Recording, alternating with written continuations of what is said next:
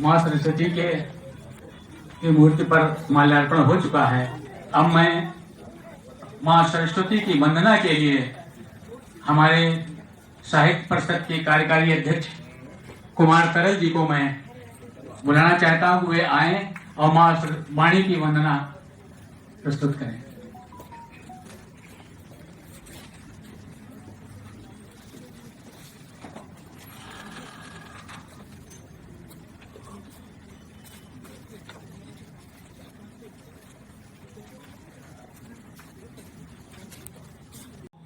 सादर प्रणाम कर रहा हूँ।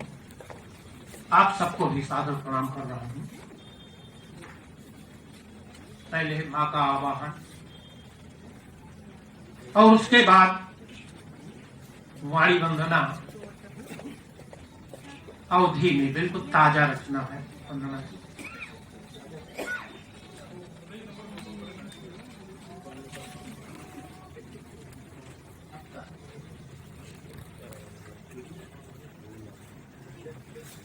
वीड़ा धरे विपुल मंगल दानशीले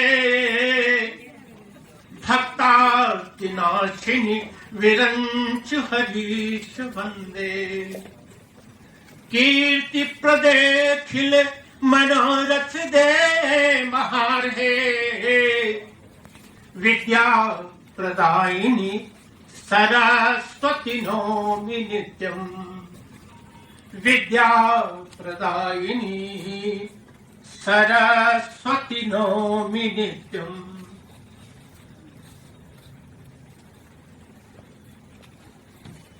आज आई के हमरे मंच का संवार दे हंस पे सवार शार दे। आज आई के हमरे मंच को संवार दे हंस पे सवार शार दे। आई कोनो भूल चूक माई कोनो भूल चूक होई तो सुधार दे हंस पे सवार शार दे। आज आई के हमरे मंच को संवार दे हंस पे सवार शार दे। गीत कविता गीत तोहरे बिन का संगीत गीत कविता गीत तोहरे बिन का संगीत कौनो सरगम नतान भाव भाषा की रीत। आय के तार तार अम्बे आय के तार तार मन में उतार दे हंस पे सवार शार दे। आय के तार तार मन में उतार दे हंस पे सवार शार दे। आय कौनो भूल चूक अम्बे कौनो भूल चूक होई तो सुधार दे हंस पे सवार शार दे। और राग द्वेष के अधीन अपने पन से सब हीन राग द्वेष के अधीन अपने पन से सब हीन स्नेह श्रद्धा सद्भाव लिहिस बैर भाव छीन। देवी शक्ति भक्ति देवी शक्ति भक्ति शांति शुभ विचार दे हंस पे सवार शार दे। अरे कोनो भूल चूक माई हो सुधार दे हंस पे सवार शार दे। आखिरी पंक्तियां आप सबकी तरफ से कि दूर कई के अज्ञान ज्ञान कई दे वरदान दूर कई के अज्ञान ज्ञान कई दे वरदान। हमरे दसवा के रोज बढ़े आन बान शान।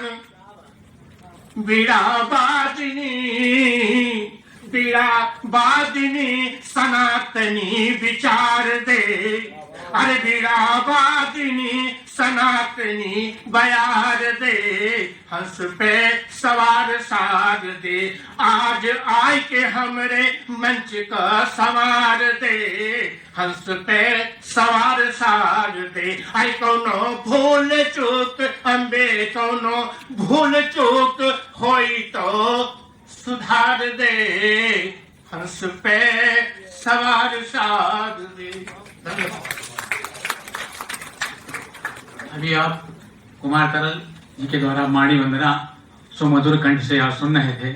आकार हो व्योम चुंबी हिम शिखर से हिंदू सागर तीर तक, ब्रह्मसुत के सीकरों से सिंधु नद के नीर तक, मातृभू की दिव्य छवि का भव्य रूपाकार हो, भारती की लोक मंगल साधना साकार हो, क्रोंच वध की वेदना से हो परिष्कृत तूलिका, बन गई आदर्श जग का काव्यमय वह भूमिका, आदि कवि के मूल्य अपनी दृष्टि के आधार हो, भारती की लोक मंगल साधना साकार हो, कंब तिरुवल्लुर कबीरा पोतना और व्यास है, सूर तुलसी भारतेंदु भारती रविदास है, आत्मविस्मृत चेतना में प्राण का संचार हो,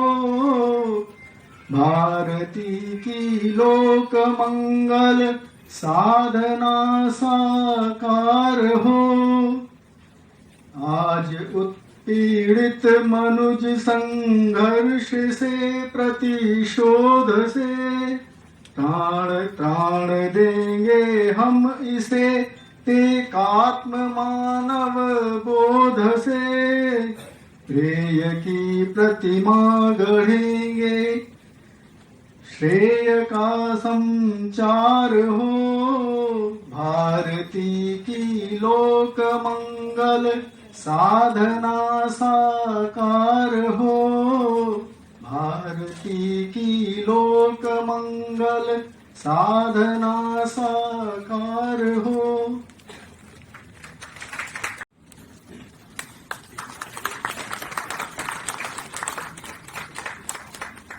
आपका बड़ा सहयोग रहता है प्रणव मिश्रा जी का। और इसके उपरांत में आज के जो है हमारे मुख्य अतिथि हैं और जो हमारे बीज वक्ता भी हैं, परम आदरणीय श्री मनोज कुमार जी, राष्ट्रीय सह संगठन मंत्री, अखिल भारतीय साहित्य परिषद के माल्यार्पण के लिए मैं श्री सुशील वर्मा जी का को बुलाना चाहता हूं, वे आए और माल्यार्पण करें। आदरणीय श्री सुशील वर्मा जी जो हमारे प्रांतीय मंत्री हैं और हरदोई से भी आए जी।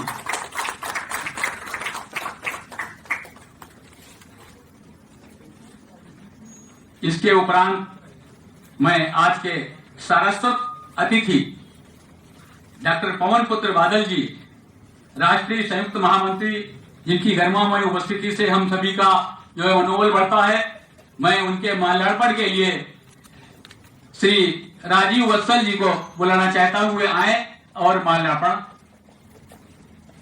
का कार्य संपन्न करें। आदरणीय श्री वत्सल जी।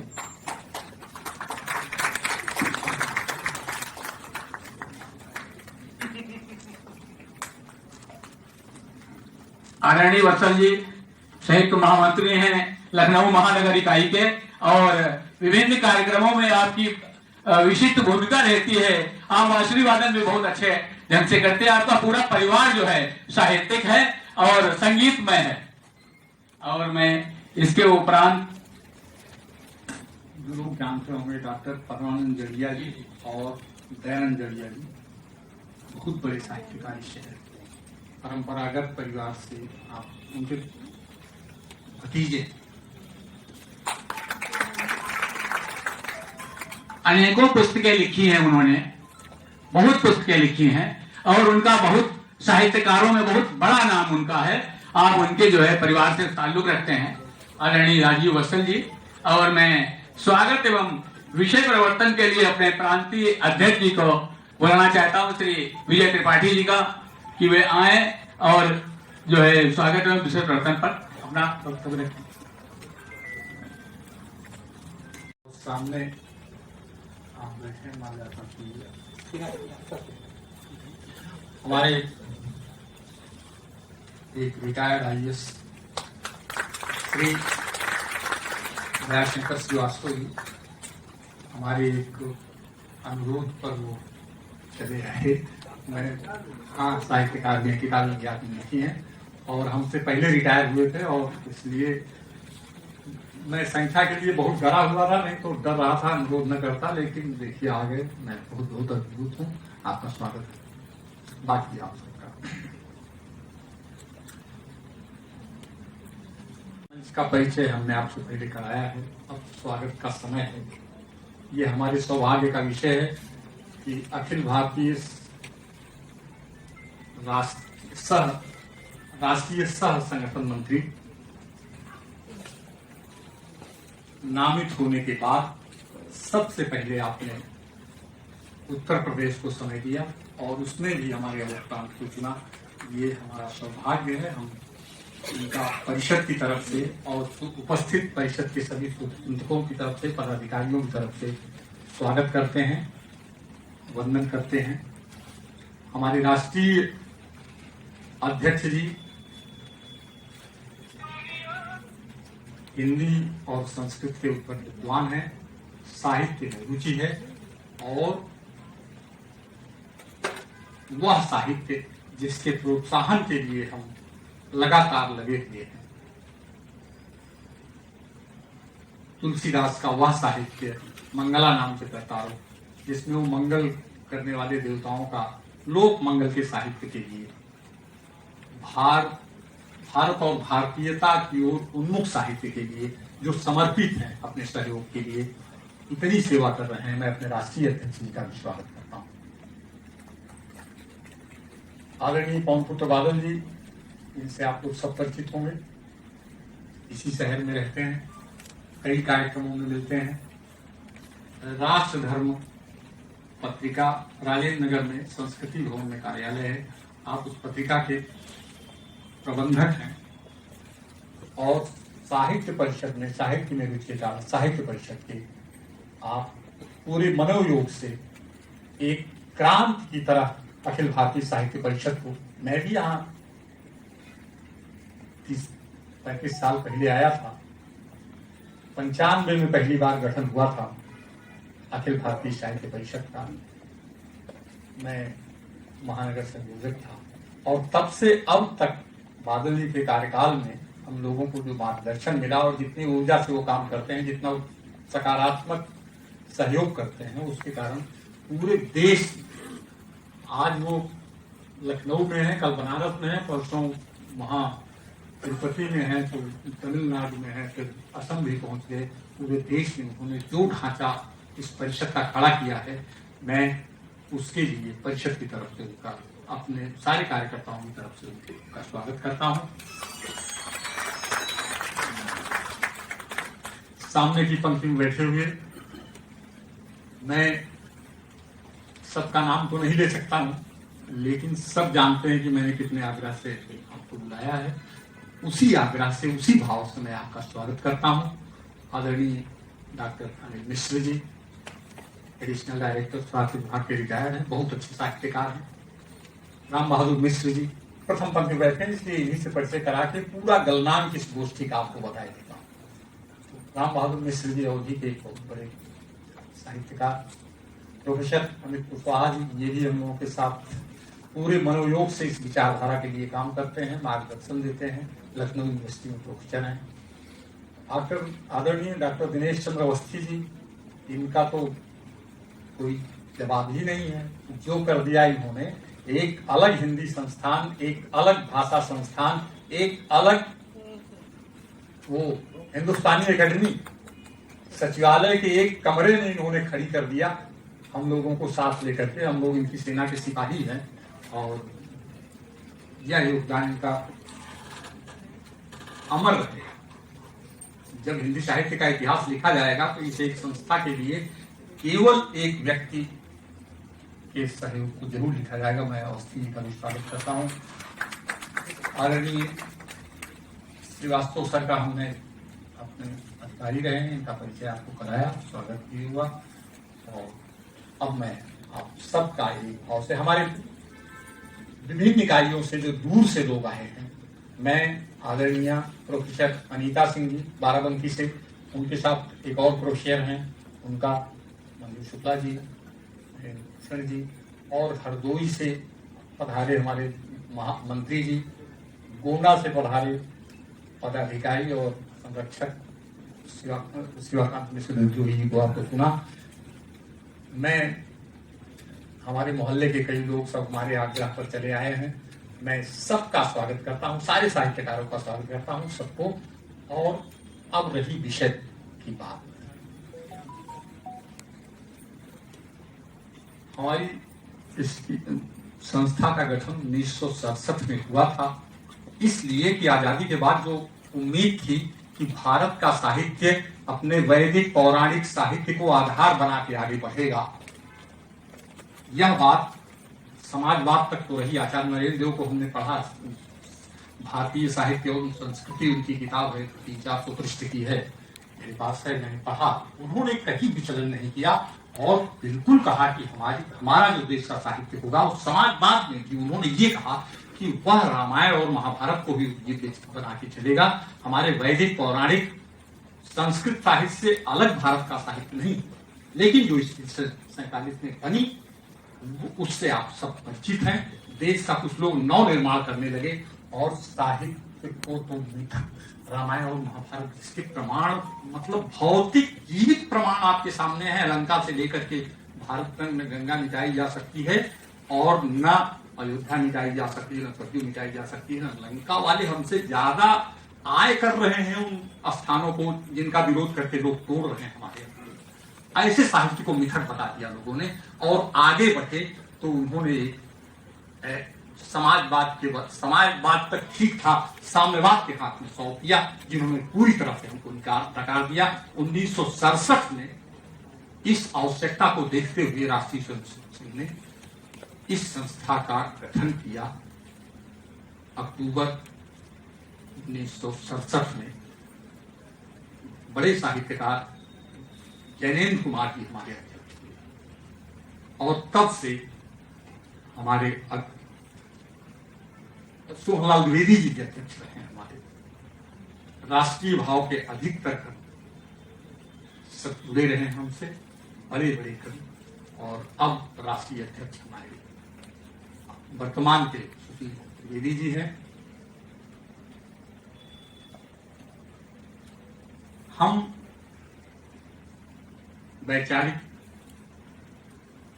क्रांति, भारत और भारतीयता उन्मुख साहित्य, वैदिक पौराणिक संस्कृत साहित्य सब पर आधारित अपने देश का साहित्य देने के लिए, बढ़ाने के लिए निरंतर प्रयास करते हैं। हमारी संस्था एक विषय लेती है हर वर्ष, केंद्रीय विषय, जो किसी भी भाषा में हो, लेकिन हिमालय से लेकर के तमिलनाडु तक और असम से लेकर के पूरा कच्छ तक उसी विषय पर पूरे साल का व्याख्यान और विमर्श हमारा होता है।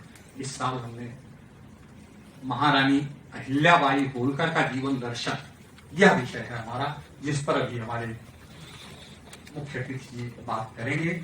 यही हमारा विषय है आज का, और आगे कार्यक्रम को आगे बढ़ाने के लिए ज्ञान की अधिष्ठात्री मां सरस्वती, मंच पर विराजमान परिषद के राष्ट्रीय अध्यक्ष आदरणीय डॉक्टर सुशील चंद्र त्रिवेदी मधुपेश जी, परिषद के राष्ट्रीय सह संगठन मंत्री जीवन रेड्डी, आदरणीय मनोज कुमार जी, प्रांत के अध्यक्ष आदरणीय विजय जी, संचालन कर रहे महामंत्री द्वारिका प्रसाद जी, संयुक्त महामंत्री डॉक्टर बलजीत जी और सामने विराजमान, बहुत आनंद की बात है कि लखनऊ के जो सशक्त हस्ताक्षर हैं, कुछ परिचय तो विजय जी ने कराए हैं, वो पूरा आज संगम हो गया है। मातृशक्ति में भी और सब में बहुत आनंद आ रहा है कि एक से एक विद्वान जो बहुत अपने क्षेत्र के विद्वत हैं, सशक्त हस्ताक्षर हैं, आज इस संगोष्ठी में विराजमान हैं। मन बहुत आनंदित है, बहुत प्रसन्न है। विषय भी ऐसा है कि जिन्होंने भारत की परंपरा, भारत का दर्शन, भारत की चिति, भारत की प्रज्ञा, इन सब के लिए जो अद्भुत काम किया है महारानी अहिल्याबाई, आज हम उसके जीवन प्रसंग की चर्चा आदरणीय मनोज जी करेंगे। हम भी गौरवान्वित होंगे अपनी उस परंपरा से जुड़ करके, क्योंकि परिषद का ये जो काम है अपने स्थापना काल से लेकर अब तक भारत का विश्व का एकमात्र ऐसा संगठन है, साहित्य परिषद संगठन है, एकमात्र संगठन है जो भारत की समस्त भाषाओं में, समस्त बोलियों में जो काम करती है। एकमात्र संगठन है पूरे देश का, वो साहित्य परिषद है। और भाषा बोलियों के साथ साथ जो साहित्य के प्रशंसक हैं, साहित्य को जो प्रेम करते हैं, किसी भी दशा में, किसी भी दिशा में, उन सबका संगठन अखिल भारतीय साहित्य परिषद है। और आनंद की बात है, जो लोग भाषा और बोली की बात करते हैं, तो जब साहित्य परिषद के कोई भी केंद्रीय कार्यक्रम होते हैं, देश के हर हिस्से से, अभी पिछले कुछ समय पहले ही मातृशक्ति सम्मेलन था, पहली बार किया था साहित्य परिषद ने, क्योंकि परिषद का ये मानना है कि साहित्यकार होता है, चाहे वो मातृशक्ति लिखे, चाहे वो पुरुष लिखे, साहित्यकार होता है। लेकिन फिर भी एक परंपरा को मानकर इस बार महिला साहित्यकार सम्मेलन किया गुजरात आनंद में। देश के थोड़ी सी बाढ़ की विभीषिका थी, जरा टीवी पर वातावरण भी बहुत बन गया कि गुजरात में महाप्रलय हो गई है, इसलिए कुछ बहनें संकोच कर गई, क्योंकि बहनों को अकेले जाना था अपनी सहेलियों के साथ, तो कुछ बहनें संकोच कर गईं। 350 बहनों ने रजिस्ट्रेशन कराया था, आरक्षण हुआ था, लेकिन ये सब वातावरण के कारण 20 प्रदेशों से 195 बहनें महिला साहित्यकार गुजरात पहुंची। अभी 31 अगस्त से 1 सितंबर को वो कार्यक्रम था और पूरा का पूरा आयोजन हिंदी में हुआ। सुदूर दक्षिण भारत के सारे प्रांतों से, केरल, कर्नाटक, तेलंगाना, आंध्र प्रदेश, चेन्नई, सारे प्रदेशों से बहनें थी, और अरुणाचल, त्रिपुरा, असम, बंगाल, उड़ीसा, इन सारे सुदूर पूर्वोत्तर से बहनें थी। लेकिन पूरा का पूरा कार्यक्रम हिंदी में हुआ। ऐसा ही कार्यक्रम जब अखिल भारतीय स्तर पर साहित्य परिषद करती है, तो वो कार्यक्रम हिंदी में होता है, संपर्क भाषा में। अगर किसी को असुविधा लगती है तो उस प्रांत के कार्यकर्ता खड़े होते हैं, बाद में अनुवाद करते हैं कि मंचस्थ लोगों ने ये बोला। तो साहित्य परिषद ये काम बहुत गंभीरता से, बहुत जिम्मेदारी से अपने स्थापना काल से ही करती आ रही है। इसके साथ साथ जब देश में बहुत सारी संस्थाएं काम करती हैं, तो लोगों को लगता होगा कि परिषद की आवश्यकता क्यों है।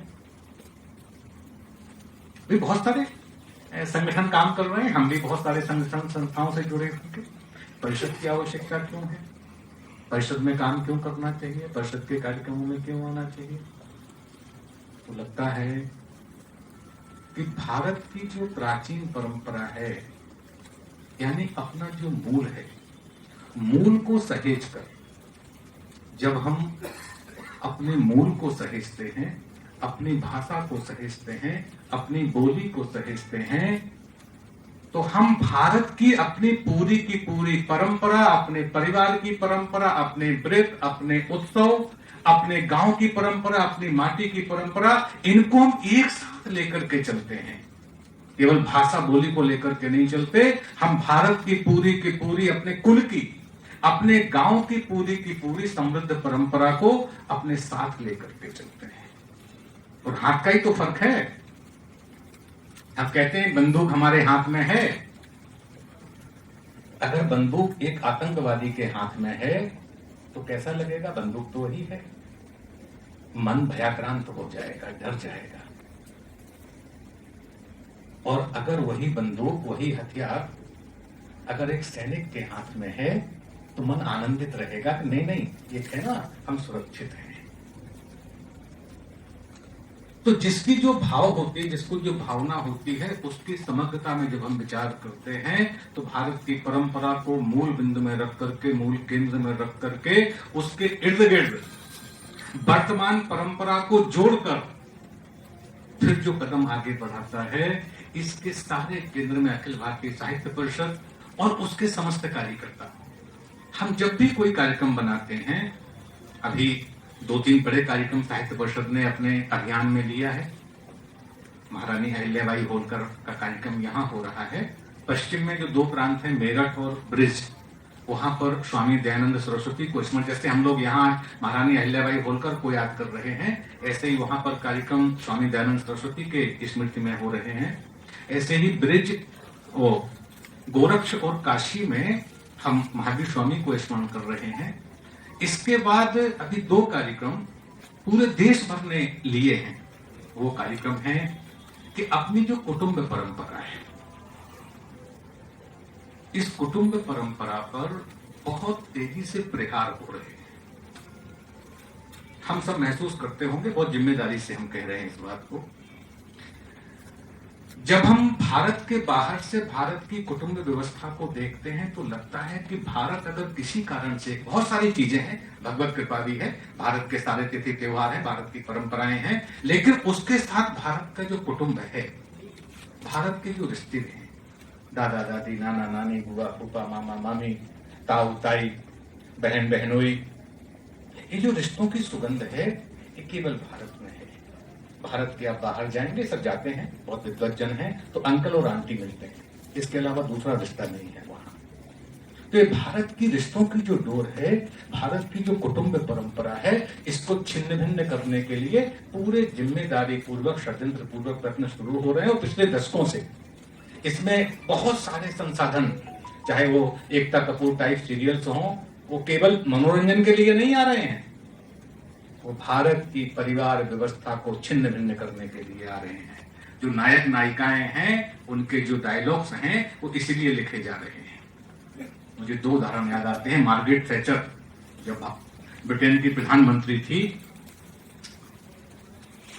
तो वो कहती थी अपने इंग्लैंड के नौजवानों से कि आपको भारत की परिवार व्यवस्था को समझना चाहिए।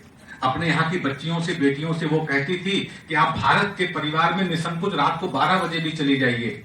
उसके बाद वो कहती थी क्यों?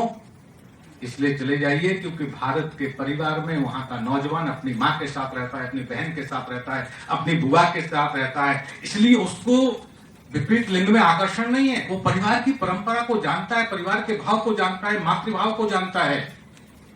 वो प्रेरित करती थी मार्गरेट थैचर अपने प्रधानमंत्रित्व काल में भारत की परंपरा को समझने के लिए। और जब वो प्रधानमंत्री थी तो गुजरात आकर के गुजराती परिवार में वो 10 दिन रही थी कि हमें जरा भारत की इस पूरी परिवार व्यवस्था को समझना है। अभी कुछ महीने पहले हम इंदौर गए थे, एक प्रवासी भारतीय दिवस था।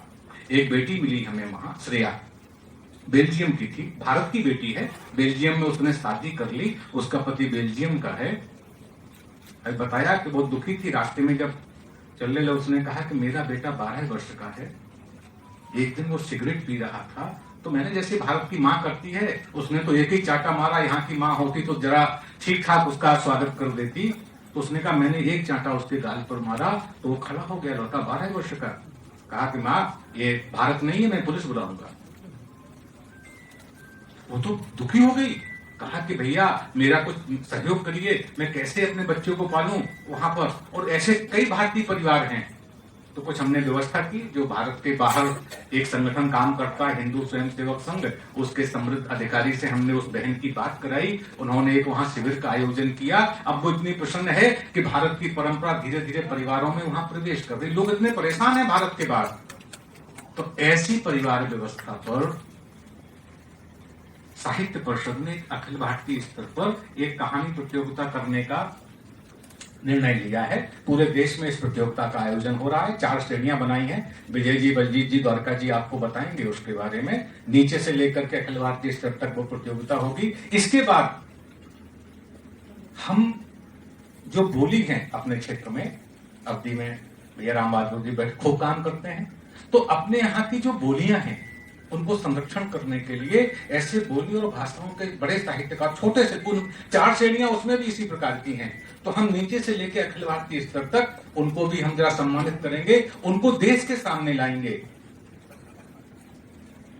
कि ये काम कितना जबरदस्त हो रहा है। और ये अभी आपको लग रहा होगा भारत की जितने भी ग्राम देवता हैं, जो लोक देवता हैं, बड़ा महत्व है उनका। उन सबकी अपनी अपनी विशेषताएं हैं।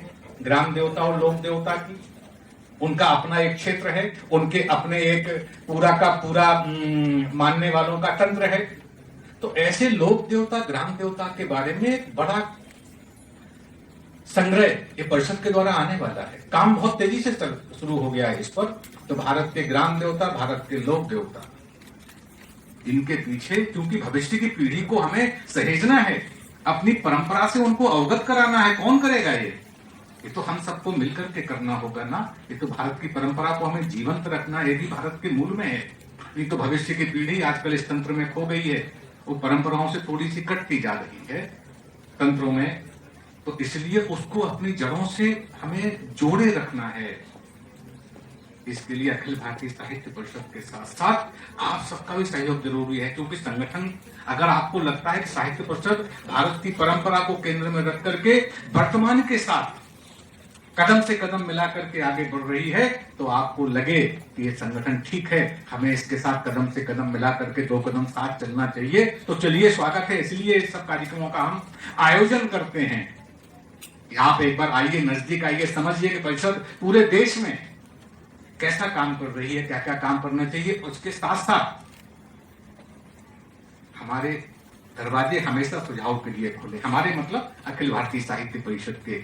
आपको लगता है कि नहीं, इनके साथ साथ ये 2 कार्यक्रम आप और जोड़ लीजिए जरा, इससे समाज में और प्रभाव पड़ेगा, समाज को और अच्छा मार्गदर्शन मिलेगा। क्योंकि भारत की ये परंपरा है,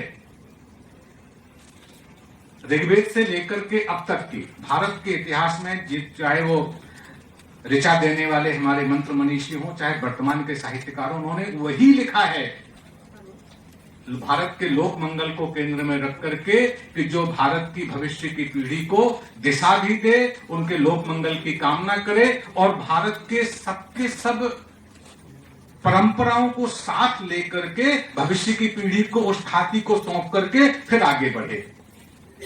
तो हमने भी उसी मूल परंपरा को पकड़ा है कि हम उस ख्याति को सहेज करके रखेंगे, संवार करके रखेंगे, उसको और समृद्ध करेंगे आप सब विद्वज्जनों के सहयोग से, और भविष्य की पीढ़ी को इस सारी ख्याति को, इस परंपरा को हम सौंप करके जाएंगे। आज का जो विषय है, आदरणीय मनोज जी हम सबसे उसको साझा करेंगे।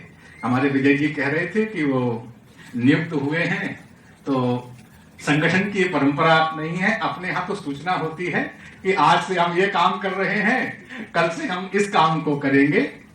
तो और एक बढ़िया कार्यकर्ता, बढ़िया सहयोगी उस दिशा में और नए नए विचार, नए नए प्रयोग करने के लिए, अभी तक राजस्थान आपका केंद्र था, कोई दूसरा काम आपके जिम्मे था, लेकिन उस काम के लिए भी साहित्य को साथ में जोड़ करके राजस्थान के बड़े बड़े केंद्रों पर और निचले स्तर तक बहुत अद्भुत काम आपने काम किया है।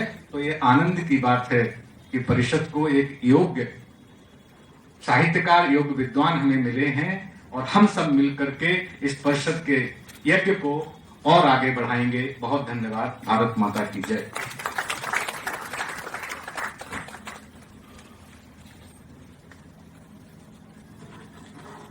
अभी आप डॉक्टर पवन पुत्र बादल जी से सृजनात्मक लेखन करते हैं,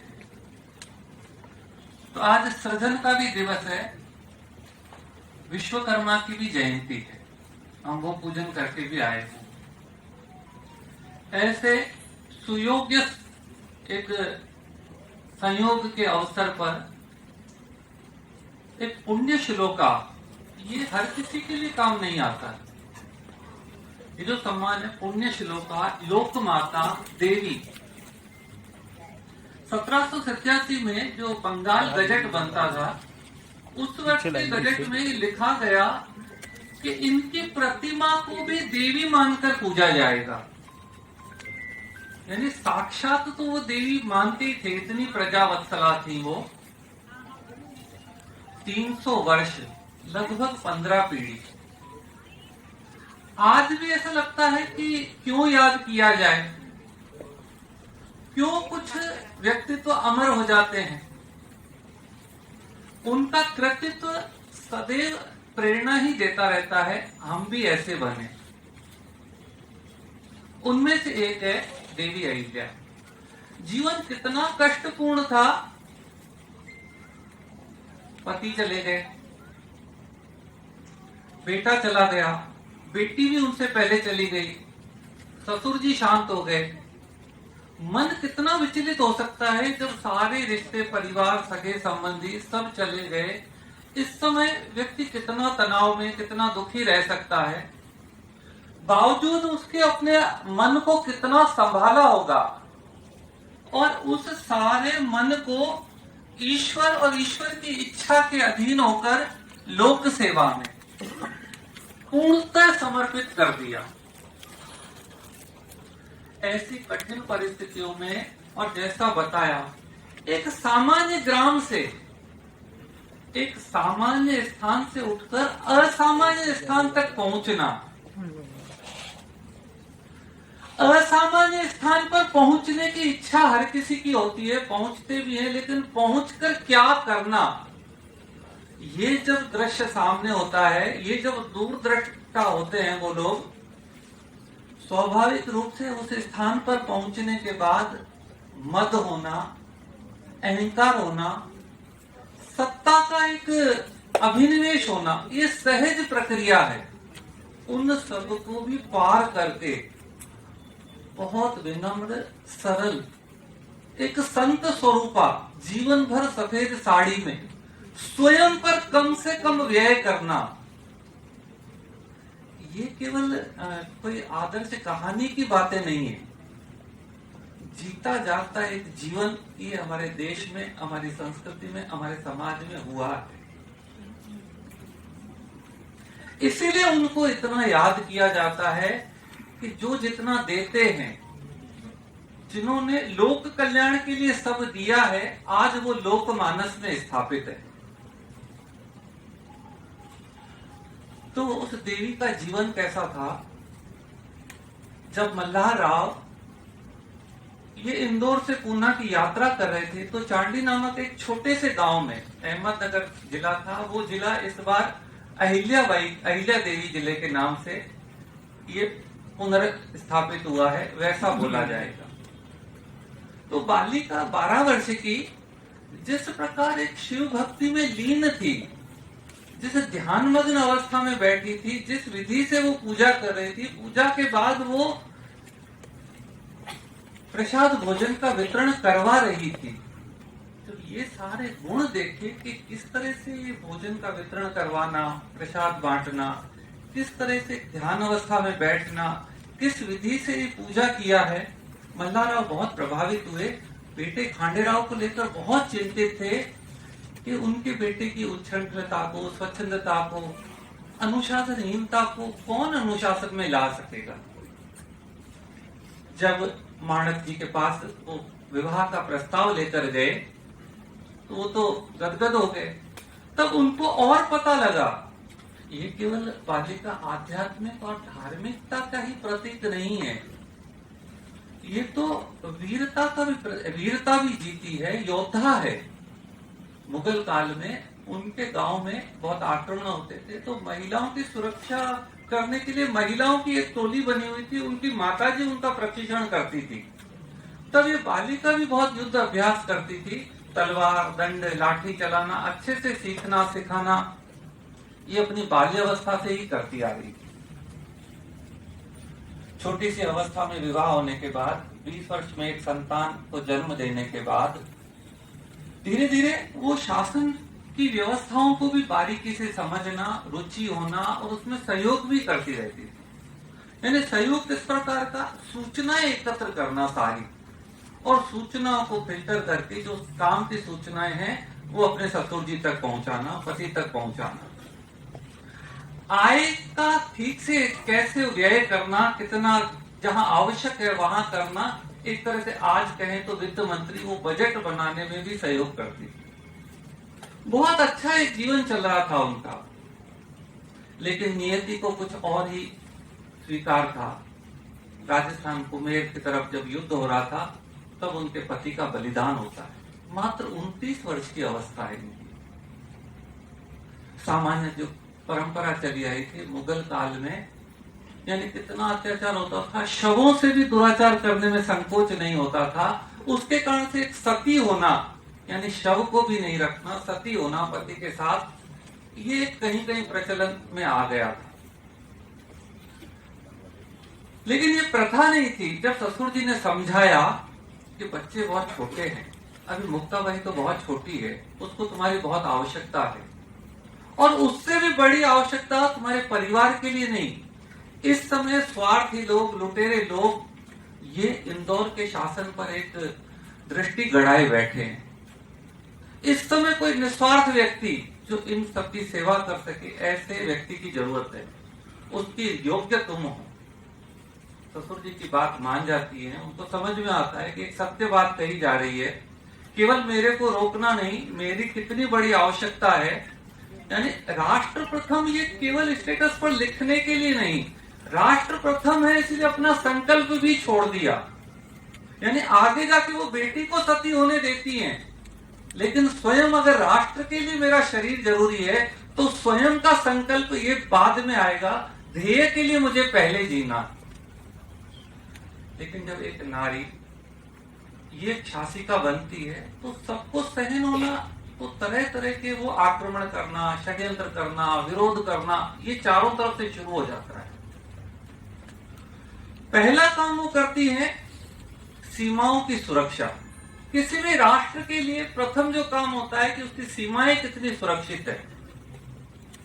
तो सीमाओं पर जैसे सेना की जरूरत थी, सेना को जैसे साधनों की जरूरत थी, जैसे प्रशिक्षणों की जरूरत थी, स्वयं जाकर उनका उत्साह बढ़ाती थी। और एक बहुत बड़ी योजना, यानी कैसी, जैसा आज चाइना कर रहा है, ऐसे उनके जो राज्य में डाकू थे, लुटेरे थे, उन सबको उन्होंने बुलाकर संवाद किया और उनको सेना में भर्ती किया। केवल भर्ती नहीं किया, सीमावर्ती क्षेत्रों में उनको भूमि आवंटित की। यानी घुमंतु कार्य आज ने उस घुमंतु समाज को स्थापित करना, खेती करवाना, कृषि सुधार के बहुत सारे काम किए। इतना ही नहीं, एक शब्द चलता था, वो आज भी अभिलेख में मिलता है, भील कोड़ी। भीलों को, व्यापारियों को रास्ता पार करवाना, डाकियों को रास्ता पार करवाना, उसके लिए 1 कोड़ी का पैसा लेना, 1 कोड़ी उनको शुल्क के रूप में लेना उनसे, ये वहां प्रचलित किया। यानी दूसरा काम किया उन्होंने आर्थिक सुधार का। आर्थिक सुधारों में आय कैसे बढ़ सकती है, उस पर सारा प्रयास किया। तो आय के बाद उद्योग, महेश्वर की साड़ियां आज भी प्रसिद्ध है। बुनकर समाज को तैयार किया, वहां साड़ियां बनेगी, उनको प्रशिक्षण दिया। केवल प्रशिक्षण नहीं, तो उनकी मार्केटिंग की व्यवस्था, व्यापारियों का वहां आना, व्यापारियों को ठहरने की सुविधा, आवागमन की सुविधा मिले। यानी एक तरह से उद्योग, व्यापार, आर्थिक उन्नति, इस सारे का एक ढांचा तैयार किया। एक महिला की कितनी दूरदृष्टि हो सकती है कि सुरक्षा और अर्थ जैसे विषयों पर ये पहला चिंतन करना।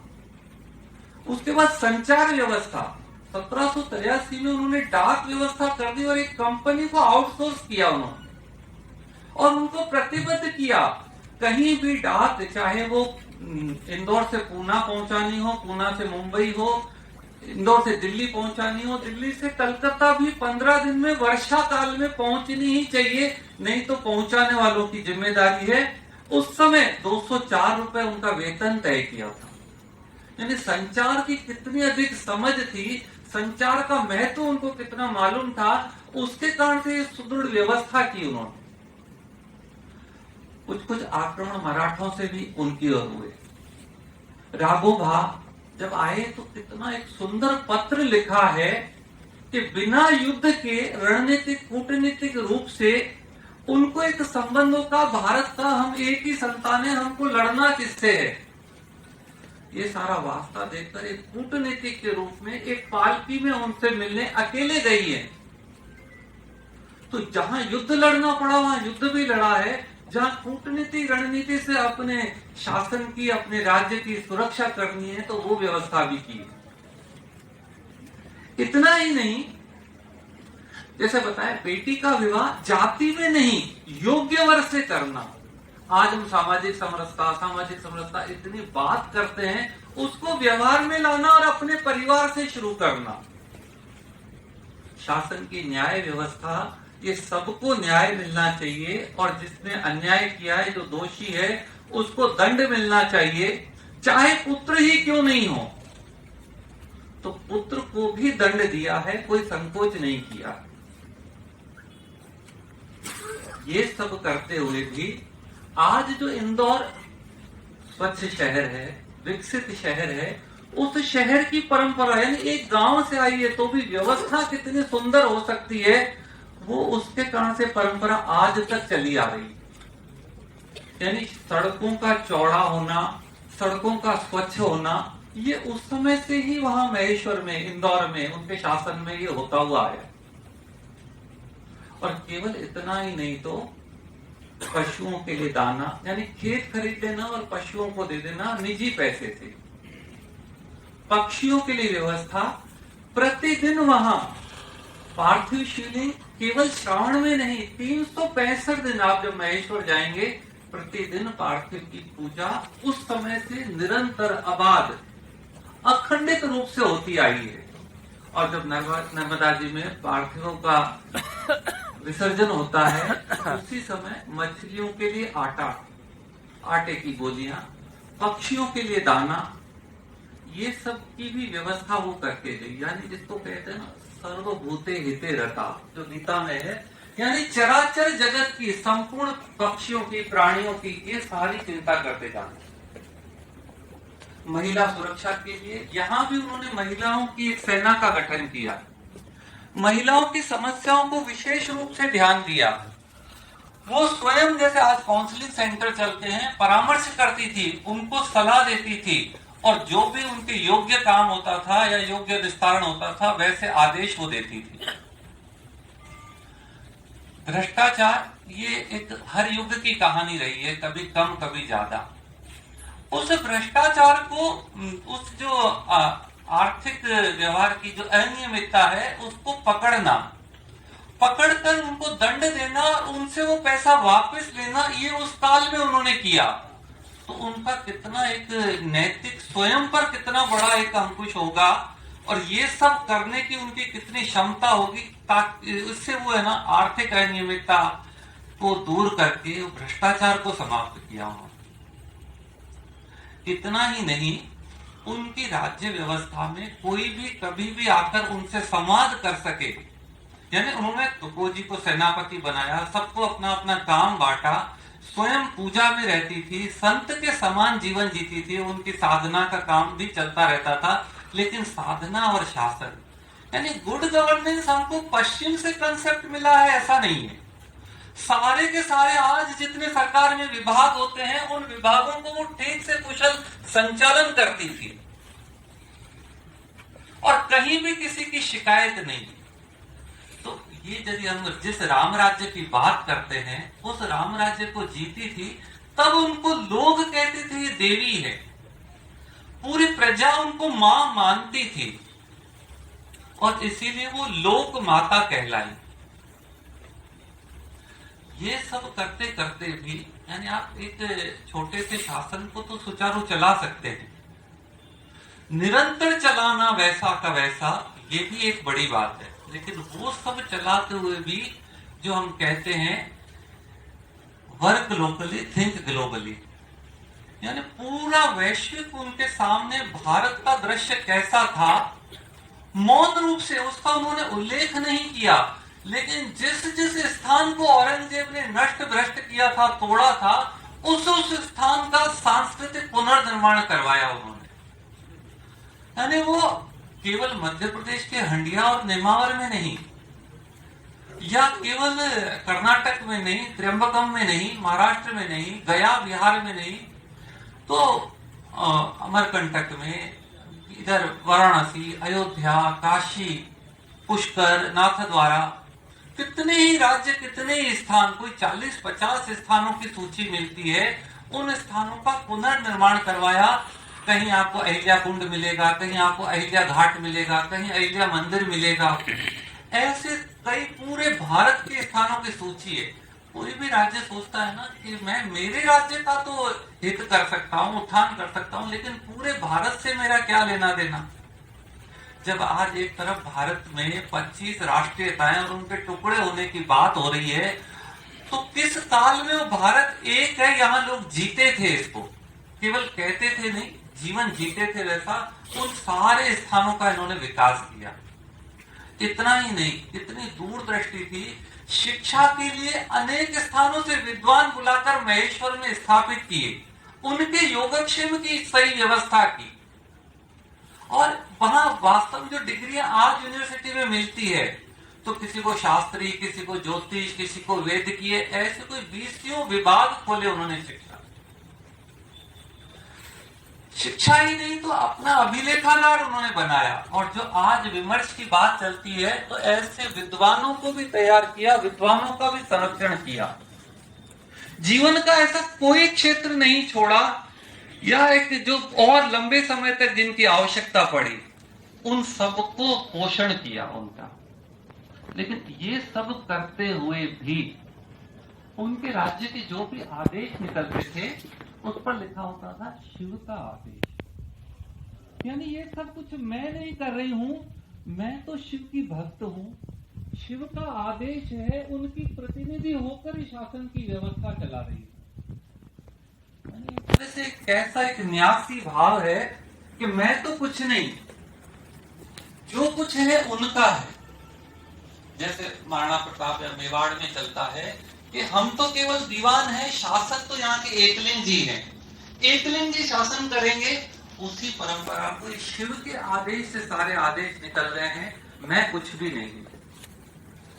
तो केवल ऐसे देवियों के, महापुरुषों के हम शताब्दी त्रिशताब्दी यही मनाने का मात्र नहीं, तो उन्होंने ये सब करना कैसे संभव हो पाया। तो स्वयं का जीवन कितना पारदर्शी होगा, कितना प्रामाणिक होगा, कितना कठोर प्रतिबद्ध होगा।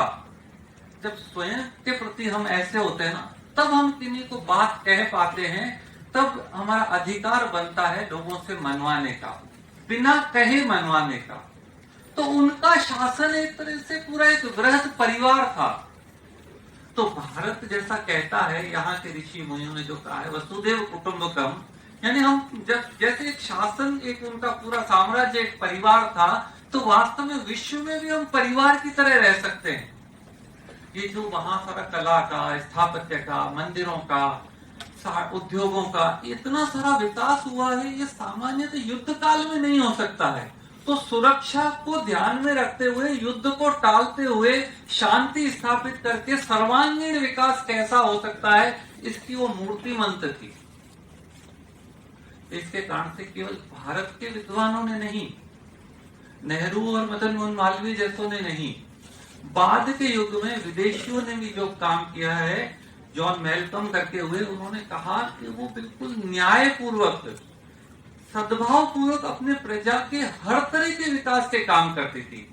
एनी बिसेंट ने कहा है कि वो अपना 100% देती थी। स्कॉटिश की एक कवियत्री 20 पृष्ठों की लंबी कविता लिखी उन पर। यानी वो एक तरह से सामाजिक परिवर्तन जो होने चाहिए, व्यवस्था जो परिवर्तन होनी चाहिए, यानी जो व्यवस्था सड़ गल गई है, जो परंपरा प्रथा बन के कुप्रथा की ओर जा रही है, उसको वहीं रोक कर युगानुकूल परिवर्तन दिए। सामाजिक परिवर्तन की वाहक रही है। वो कानूनों में सुधार की बात हो, विधवा की जो संपत्ति है वो अंग्रेज हड़प लेते थे, वो नहीं, वो महिला को मिलेगी, ऐसा कानूनों में बदलाव किया। यानी जिस तरह के शत्रु थे उनसे वैसा व्यवहार किया जो जिस भाषा में समझता हो। यानी जीवन के एक एक बात का, एक एक चीज का विचार करके कि आने वाली पीढ़ी को कैसी व्यवस्था चाहिए, व्यवस्था का मॉडल क्या हो। आज बहस हो सकती है कि हम शासन पर निर्भर रहें नहीं रहें, शासन की योजनाएं हो नहीं हो, लेकिन एक शासक, एक राजा, एक ईश्वर का प्रतिनिधि होकर किस तरह का व्यवहार करे, प्रत्येक नागरिक को लगे कि ये मेरा प्रतिनिधि है। यही तो लोकतंत्र है। तो जो लोग कहते हैं लोकतंत्र हमको पश्चिम से मिला, तो उनको क्या ये महेश्वर का, इंदौर का साम्राज्य, इसकी व्यवस्था, वर्षों तक इसका एक सुचारू संचालन, ये दिखता नहीं है। तो हम अपने अपने परिवारों में, अपने संस्थानों में, अपने व्यक्तिगत व्यवहारों में, अपने समाज राष्ट्र में उनके द्वारा जो स्थापित, उनके द्वारा जो एक चिंतन मंथन से लाई गई व्यवस्था को यदि हम लागू कर पाए, अपने आने वाली पीढ़ी को बता पाए कि भारत में ऐसे अनेक गणराज्य हुए हैं। आज दुनिया में फेमिनिज्म की बात चलती है, हमको लगता है ये सब पश्चिम का एक अच्छा सा है। तो ये स्त्री शक्ति का कितना बड़ा उदाहरण है।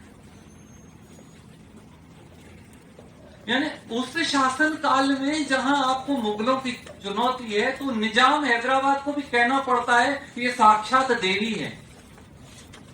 यानी आपने एक अपना ओरा कितना बड़ा बना दिया अपने कृतित्व के द्वारा, अपने विचार शुद्धता के द्वारा, कि शत्रुओं को भी आप लोहा मनवाती।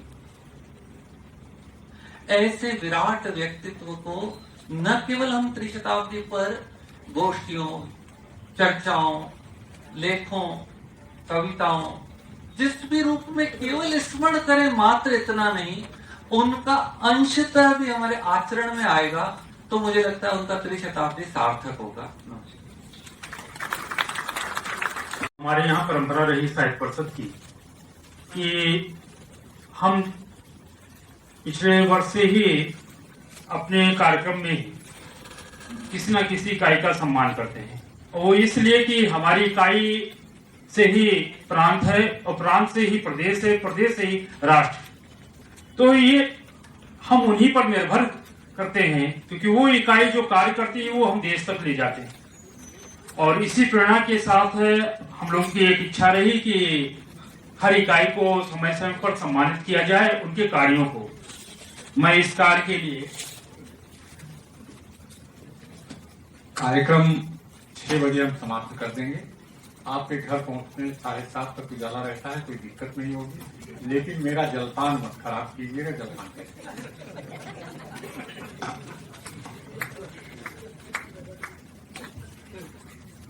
हम लोगों ने इस बार 2 इकाई का चुनाव किए।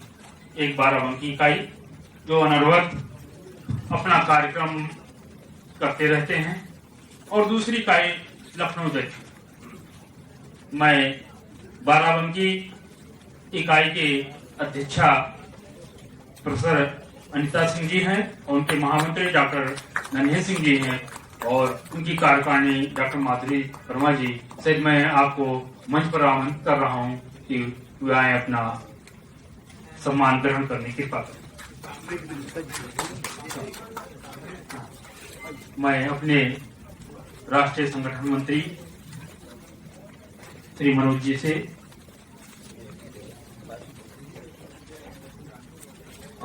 और साथ में इकाई कार्यकारिणी के सदस्य नीबूलाल गुप्ता जी, मैं आप सबको सादर आमंत्रित करता हूँ।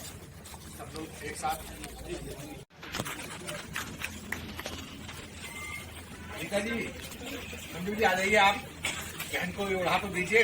हाँ, रूपम जी आइए,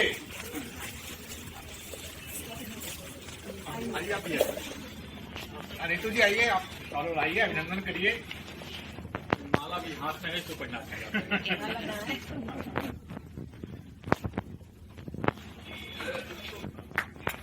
ताली बजा सकते हैं हम लोग।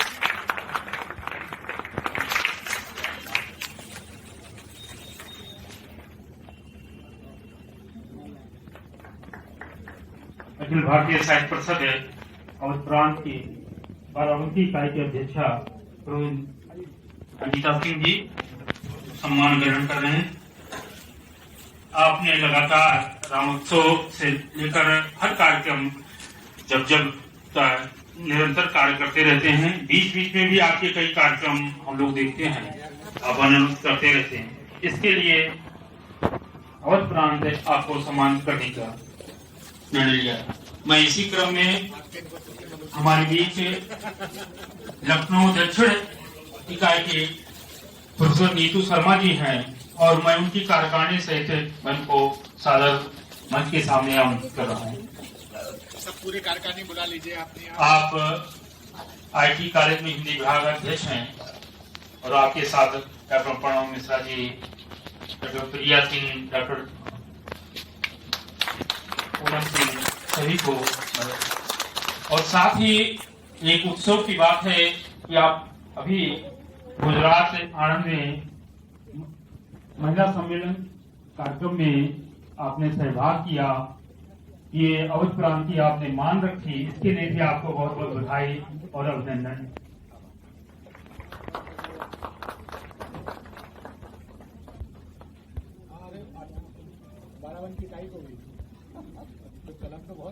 सम्मान में हमारे महामंत्री जी चांदी की कलम भेंट कर रहे हैं। मैं ये अभिनंदन धन्यवाद ज्ञापित कर रहा हूँ। बलजीत जी आप दीजिए आकर बाराबंकी का कलम।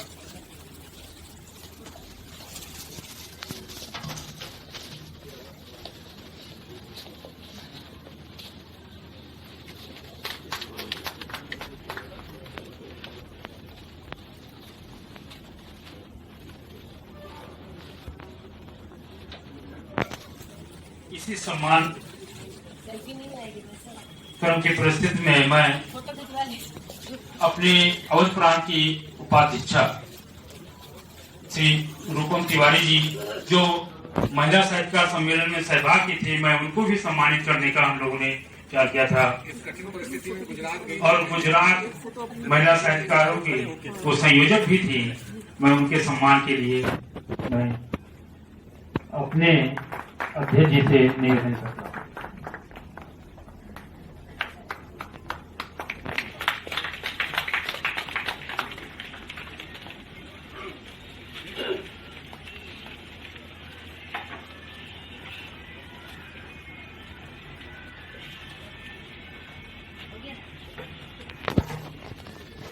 मैं बहुत बहुत धन्यवाद।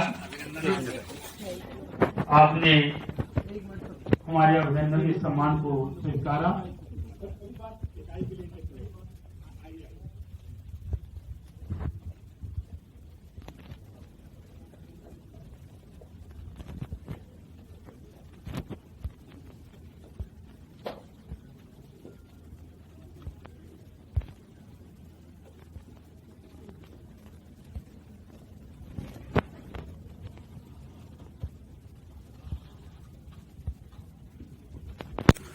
कम से कम 200 से भेजेंगे अभी। इसे ले लिया जाए हो गया।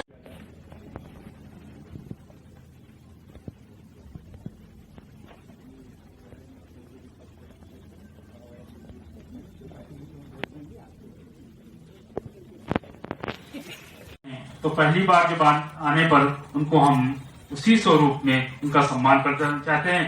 मैं अपने राष्ट्रीय अध्यक्ष जी, राष्ट्रीय संयुक्त महामंत्री जी और अपने प्रांत अध्यक्ष जी, संयुक्त महामंत्री जी से अनुरोध है कि उनका सम्मान करने की कृपा करें।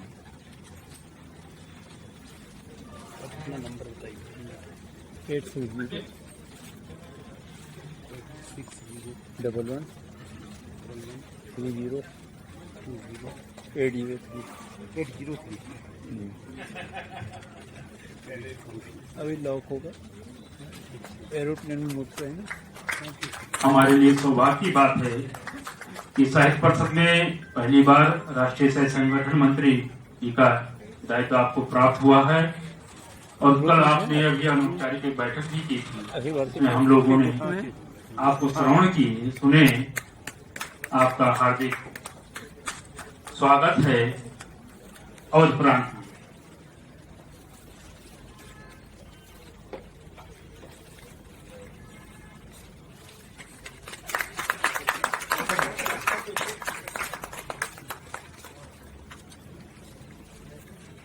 हमारे प्रांत अध्यक्ष जी ने अपनी 4 पुस्तकें जो उनकी प्रकाशित हैं वो उनको भेंट कर रहे हैं।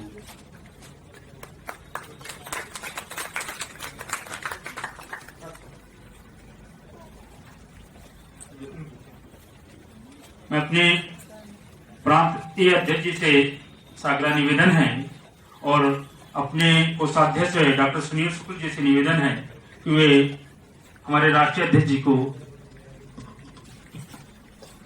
आपने देखा कि हमारे नवनियुक्त राष्ट्रीय शासन कितने अच्छे वक्ता हैं। ताली बजाने की हमारी परंपरा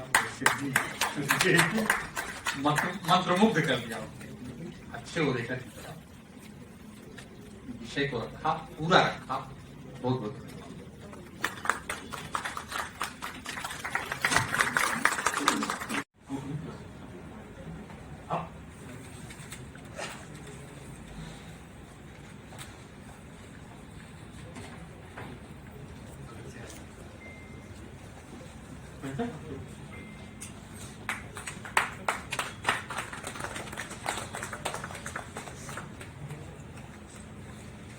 हमारे बीच संयुक्त महामंत्री जी हैं। मैं उनके भी सम्मान के लिए अपने उपाध्यक्ष श्री उमेश शुक्ल जी से और रीता तिवारी जी से आग्रह है कि उनको सम्मान करने के पात्र हैं। महामंत्री जी सहयोग में रहेंगे और अपनी चांदी की कलम देने प्रयासरत हैं। ग्रहण करने की कृपा करें।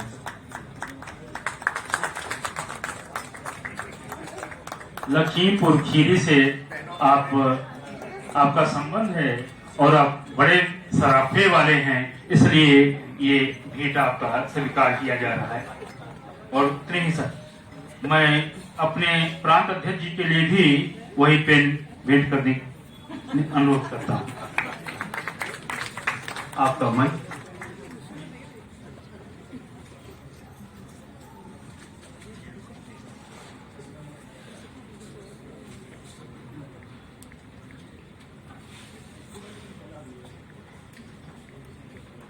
लगभग कार्यक्रम संपन्नता की ओर बढ़ रहा है। अब सभी राष्ट्रीय अध्यक्ष जी का उद्बोधन सुनेंगे, जो बहुत सरल हृदय हैं और बहुत जैसे भी चाहो बहुत सुलभ रहते, जैसे चाहो आप उनसे मिल लो, किसी तरह की कोई रोक टोक नहीं। ऐसे हमारे सर्वसुलभ विद्वान, संस्कृत और हिंदी के विद्वान जिन्होंने कई पुस्तकें लिखी हैं। हरदोई में जो है, हरदोई ने पूरे आपने देखा होगा, अभी उड़ीसा में हम लोग गए थे तो वहां पर भी जो है आपने अपनी छाप छोड़ी। अब मैं अपने राष्ट्रीय अध्यक्ष से अनुरोध करता हूं कि वे डायस पर आए और अपना आशीर्वचन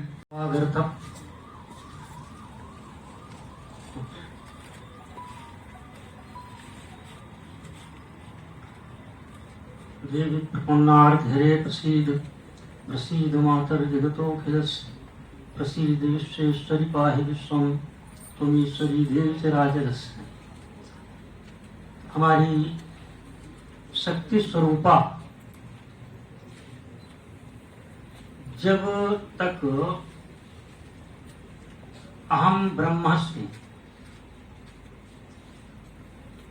ब्रह्म की उद्घोषणा ने एको हम द्वितीयो नास्ति, ये सब सारे उद्घोषण के साथ जहाँ पर एको हम बहुश्याम की वांछा की, वहां पर शक्ति की आवश्यकता तुरंत उत्पन्न हो गई। बिना शक्ति के बिना शक्ति के शिव जो सब शिव जी सब है। ब्रह्म भी जब शक्ति का आविर्भाव हुआ तभी उसने एको हम बहुश्याम की वांछा को पूर्ण कर पाया। ऐसी आज शक्ति स्वरूपा जगत माता का स्वरूप जिनको दिया जाए तो कम है। ऐसी विषम परिस्थितियों में जिन्होंने मुगल साम्राज्य के विपरीत और जगह जगह पर छोटे छोटे राज्य रजवाड़े आपस में निरंतर संघर्षशील थे, उस अवस्था में अपना छोटा सा साम्राज्य छोटे से परिवार में पैदा होकर के और यहाँ तक कि पूरे भारतवर्ष को एकीकरण करने में और सांस्कृतिक विरासत वाला बचाने में तो ऐसा योगदान मुझे लगता है कि अपने भारतीय इस 2000 साल के कार्यकाल में तो किसी का नहीं है। ऐसी इस अमृत वेला में जबकि उनका हम स्मरण कर रहे हैं अहिल्या होलकर जी का, तो उसमें हमारी माँ शक्ति की साधना निरंतर रहनी चाहिए। माँ शक्ति के बिना तो कुछ होना ही नहीं है। तो आज के इस अवसर पर अध्यक्षीय भाषण है और हमारे अध्यक्ष जी का कहना है कि 6 बजे आप लोग घर चले जाएंगे और ये कमिटमेंट जो है संगठन के साथ में बना रहना चाहिए। संगठन का मैं प्रमुख हूँ, इसलिए अंतिम समय में खड़ा होता हूँ और भाषण से वक्ता हूँ नहीं, मैंने कई बार कहा इसी मंच से। तो हमें केवल भारतीय इतिहास को, भारतीयता को और सनातन को कभी अपने छोटे में नहीं लेना है। हमारे यहाँ रघु हुए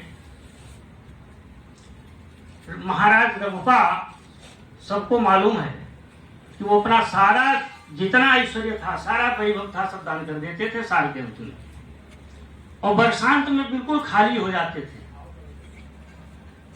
और उसी समय उनके यहाँ एक वर्तंतु महर्षि का शिष्य कौत्स नाम का आता है, कितना बड़ा कथानक है, और वो आकर के जब स्वर्ण मुद्राएं मांगता है, उत्साह प्रवेदे वर्तंतु शिष्य, कालिदास ने अपने उसमें कहा है। वो इंद्र पर चढ़ाई करने की बात करते हैं बड़े संक्षेप में। रात में इंद्र का खजाना भर देते हैं, सवेरे वो कहते हैं महाराज अपना ले लीजिए, आपके लिए आया है। वो कहते नहीं, हमें तो उतना ही चाहिए जितना मैंने आपसे मांगा है। एक और देने वाला कहता सब ले जाओ, एक लेने वाला कहता नहीं, हमें उतना ही चाहिए जितना आवश्यक है। ये हमारे आदर्श मूल्य हैं भारत के। दूसरा, इधर भी बहुत नजदीक में महाराज भोज, यही कन्नौज में गंगा के किनारे आकर के राजघाट पे सब कुछ अपना लुटा लेते थे, मणिमय पात्र रह जाते थे। मिट्टी के पात्रों में अपना वो रघु जी का और भोज का सब एक जैसा साम्राज्य रहा। इसी तरीके की माताओं में भी, हमारी शक्तियों में भी, चाहे दुर्गावती हो, चाहे ये माँ अहिल्या जी हो, चाहे हमारी माँ लक्ष्मी बाई जी हो, ऐसी हमारी जो शक्ति की परंपरा है राजस्थान में तो कूट कूट के जौहर व्रतों में भरी हुई है। हारी रानी का तो बहुत बड़ा सा उदाहरण एक है। उसने अपने पति को तेरे दरवाजे से वापस कर दिया, जाओ युद्ध में हारे हुए व्यक्ति को मैं पति नहीं मान सकती, जाओ।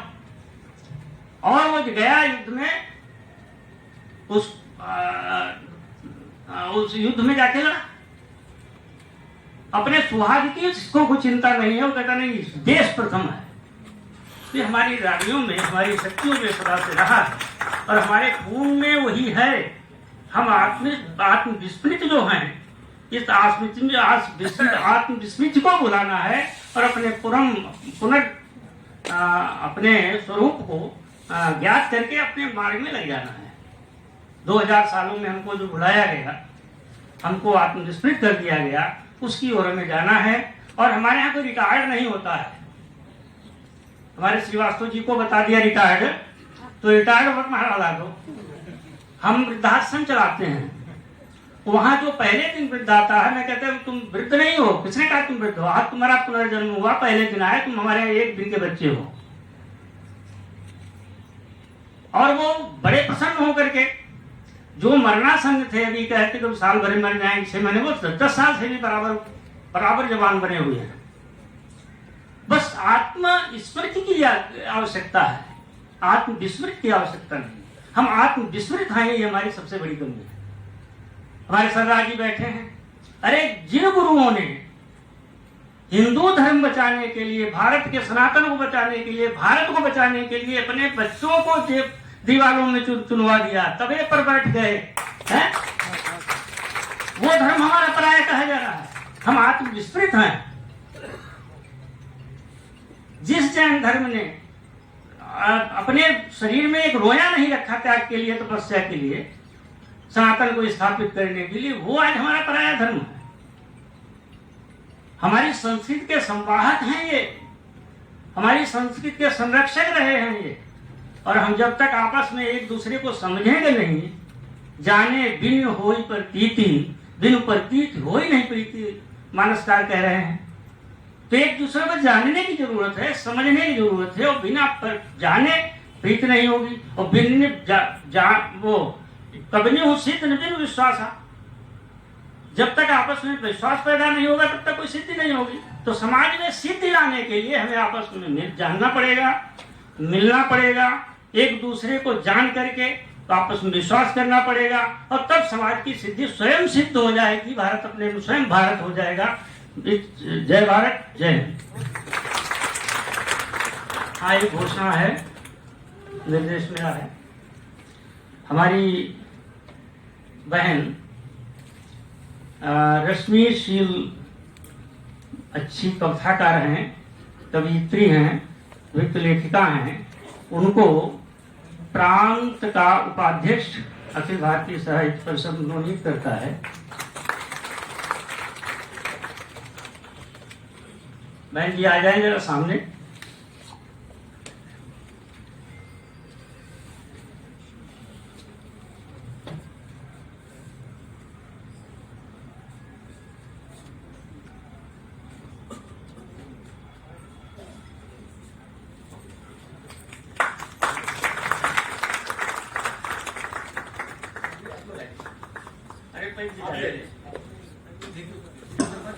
मैं आदरणीय मंजू शुक्ला जी को, जो संरक्षक हैं हमारे प्रांत की, मैं उनको आमंत्रित करता हूं माला पहनाने के लिए। बाकी आप लोग सब रहेंगे साथ फोटो में, सब लोग आएंगे, सब लोग।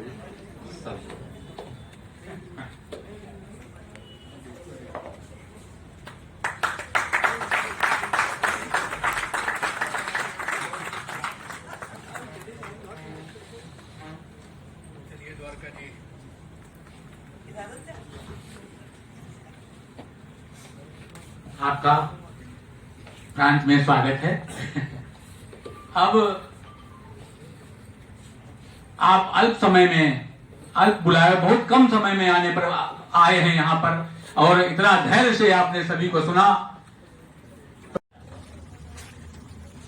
अखिल भारतीय साहित्य परिषद अवध प्रांत द्वारा आयोजित संगोष्ठी सम्मान एवं अभिनंदन संगोष्ठी हमने अहिल्याबाई होलकर जी पर किया। अभिनंदन हमारे जो 2 इकाई और महिला सम्मेलन में जो प्रतिभागी सहभागी थे उनका किया, और सम्मान हमने अपने राष्ट्रीय सह संगठन मंत्री जी का किया। मैं इस संगोष्ठी सम्मान और इस कार्यक्रम में, इस सभागार में उपस्थित है और अवध प्रांत के समस्त 14 जनपदों सहित मैं अपने राष्ट्रीय अध्यक्ष जी का हार्दिक धन्यवाद ज्ञापित करता हूं कि आप बहुत ही सहज स्वरूप से हम लोगों के लिए उपस्थित हो जाते हैं और बहुत ही ये मैं पहली बार ही जब आपका अभिनंदन हो रहा था तभी मैंने कहा था कि हम लोग सौभाग्य प्राप्त है कि इस कार्यकाल में, अपने इस महामंत्री के कार्यकाल में आप जैसे राष्ट्रीय अध्यक्ष मुझे प्राप्त हुआ है, और वो भी लखनऊ में। तो मुझे लगता है लगभग सभी कार्यक्रमों में आपका सानिध्य और आशीर्वाद हमें प्राप्त हुआ है। आप अपना समय निकाल कर हमारे बीच हमें आशीर्वाद देने आए, हम आपके प्रति बहुत बहुत आभारी हैं। आपको धन्यवाद। हमारे नागपुर की बैठक में 7-8 अगस्त में सितंबर में नागपुर की बैठक में, अगस्त में हुआ था बैठक में निर्णय हुआ और हमारे बीच आप आए। पहली बार आपका लखनऊ जनपद में स्वागत कर मिला तो अवध प्रांत अपने में भी अभिभूत हुआ। अवध प्रांत में यद्यपि लगातार निरंतर बहुत सारे कार्यक्रम करता रहता है, लगातार अवध प्रांत जो कार्यक्रम है, ऊपर से निर्देश के 3 कार्यक्रम के अतिरिक्त लगभग प्रति वर्ष 4 से 5, 6 कभी कभी हो जाता संगोष्ठी का आयोजन करते हैं हम लोग निरंतर। इसलिए काफी लोग उसमें आ भी चुके हैं कि केवी में कई कार्यक्रम हुआ। हम लोग उसमें निरंतर 2 वक्ता 3 वक्ता को रखते हैं और उनका हम लोग भाषण सुनते हैं और उनके बारे में नए नए विषय पर विचार व्यक्त होते हैं।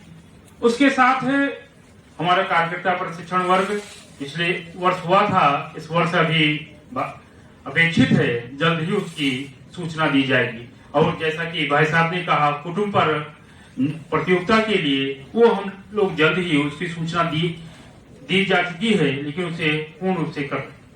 मैं आपका हार्दिक अभिनंदन और आपको धन्यवाद ज्ञापित करता हूं कि आपने अपना समय लखनऊ को दिया, अवध प्रांत को दिया। इसके लिए हम सभी प्रांत के लोग आभारी हैं।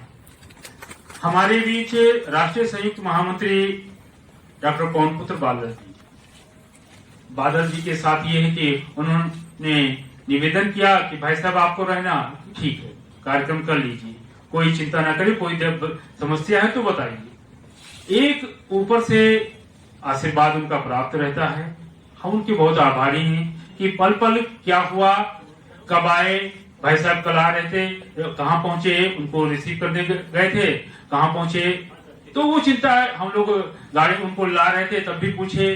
तो ये पल पल की जो सूक्ष्म जानकारी और ध्यान करना, मैं आपके प्रति आभार व्यक्त करता हूं कि आपका ऐसे ही आशीर्वाद और संबल हमारी परिषद को मिलता रहे, प्रांत को। हमारे प्रांतीय अध्यक्ष श्री विजय त्रिपाठी जी, जाहिर सी बात है, लोग कहते हैं रिटायर्ड, कुछ नहीं रिटायर्ड है। भाई साहब से कह दीजिए 4 बजे चलना, हाँ ठीक है। मतलब भाई साहब इतने ही सहज हैं कि भाई साहब जब कहिए तब तैयार, और जहां कहिए वहां तैयार रहते हैं। हाँ ठीक है, हो जाएगा, हम लोग बात कर लेते हैं। तो ऐसे ही प्रांत अध्यक्ष हमें प्राप्त हुए कि कार्यक्रम पता नहीं चलता कैसे कार्यक्रम होना है, हो जाता, संपन्न हो जाता। हमारे प्रांतीय महामंत्री जी लखीमपुर से चलते हैं, कहते चिंता ना करिए हम आ जाएंगे, और वो आ भी जाते हैं। वहां से चलकर मैं आपका भी आभार व्यक्त करता हूं कि अपने समय निकालते हैं। हमारे बीच प्रांत के अन्य पदाधिकारी भी हैं, मैं आप सबका, और हमारे बीच बहुत सारे गणमान्य साहित्यकार, वरिष्ठ साहित्यकार यहाँ पर मौजूद हैं। मैं आप सभी का हार्दिक धन्यवाद ज्ञापित करता हूं कि आप आए और अवसर दिए, समय दिए। मैं बहुत परिषद की तरफ से और पूरे प्रांत की तरफ से आपका हार्दिक धन्यवाद ज्ञापित करता हूं। बहुत बहुत धन्यवाद।